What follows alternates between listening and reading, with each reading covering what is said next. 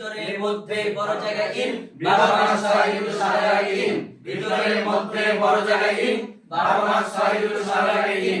ওকে, clear ব্যাপারটা? তাহলে এই যে এই শব্দগুলো বললাম এগুলো আপনি সেন্স নিতে হবে কিন্তু। যেমন আমি বললাম আমি রুমের ভিতরে আছি, আমি গাড়ির মধ্যে আছি, এই যে সেন্স দিচ্ছি না একটা, এই সেন্স গুলো নিয়ে আপনারা ইন বসাবেন। ক্লিয়ার ব্যাপারটা? আমি শীতকালে ঘুরতে ভালোবাসি। I love traveling in winter season. ইনশাআল্লাহ আমি 2026 সালে অস্ট্রেলিয়া যাব।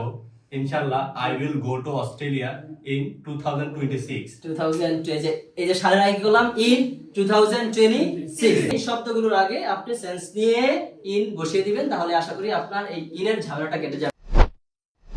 আসসালামু আলাইকুম my dear brothers and sisters, আজকে আমরা মজার সাথে ছন্দে ছন্দে প্রেপোজিশন ইন কোথায় কোথায় বসে সেটা শিখে নিব। ওকে মাই ডিয়ার্স?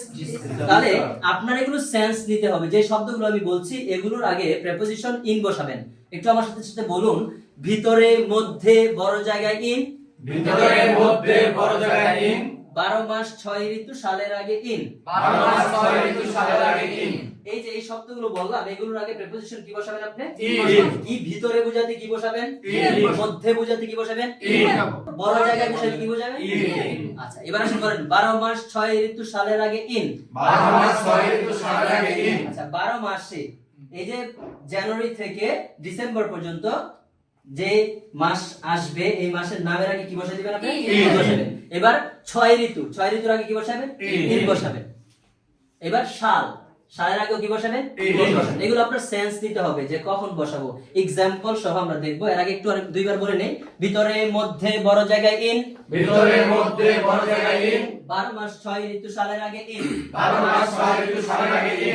দুইবার ভিতরে মধ্যে বড় জায়গায় ইন 12 মাস 6 ঋতু সালের আগে ইন ভিতরের মধ্যে বড় জায়গায় ইন 12 মাস 6 ঋতু সালের আগে ইন। ওকে, ক্লিয়ার ব্যাপারটা? তাহলে এই যে এই শব্দগুলো বললাম এগুলো আপনি সেন্স নিতে হবে কিন্তু। যেমন আমি বললাম আমি রুমের ভিতরে আছি, আমি গাড়ির মধ্যে আছি, এই যে সেন্স দিচ্ছি না একটা, এই সেন্স গুলো নিয়ে আপনারা ইন বসাবেন। ক্লিয়ার ব্যাপারটা? এই শব্দগুলোর আগে আপনি সেন্স নিয়ে ইন বসিয়ে দিবেন, তাহলে আশা করি আপনার এই ইনের ঝামেলাটা কেটে যাবে। তারপর এই মাসে আজ পরীক্ষা দিব, হতে পারে না? আচ্ছা, এবার কি 6 ঋতু। আমি বললাম গরমকালে আমি ঘুরতে ভালোবাসি না, তাহলে একটা সিজনের নাম আসলো।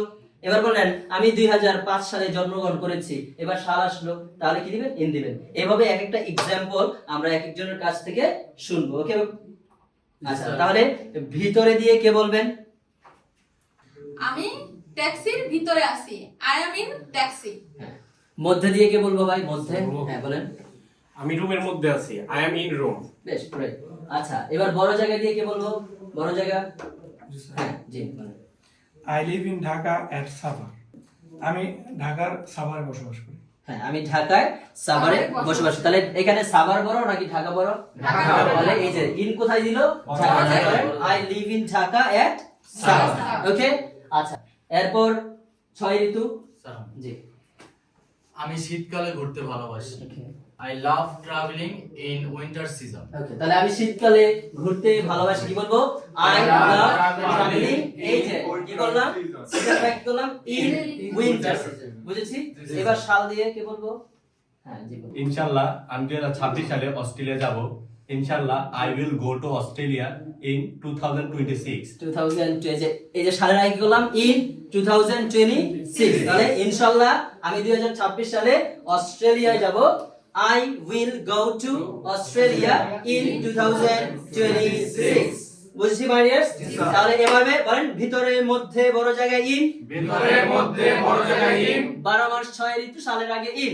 12 মাস 6 ঋতু সালের আগে ইন। এই শব্দগুলোর আগে আপনি সেন্স নিয়ে ইন বসিয়ে দিবেন, তাহলে আশা করি আপনার এই ইনের ঝামেলাটা কেটে যাবে। দেখা হচ্ছে পরবর্তী ভিডিওতে। সবাই ভালো থাকবেন। আসসালামু আলাইকুম, বাই।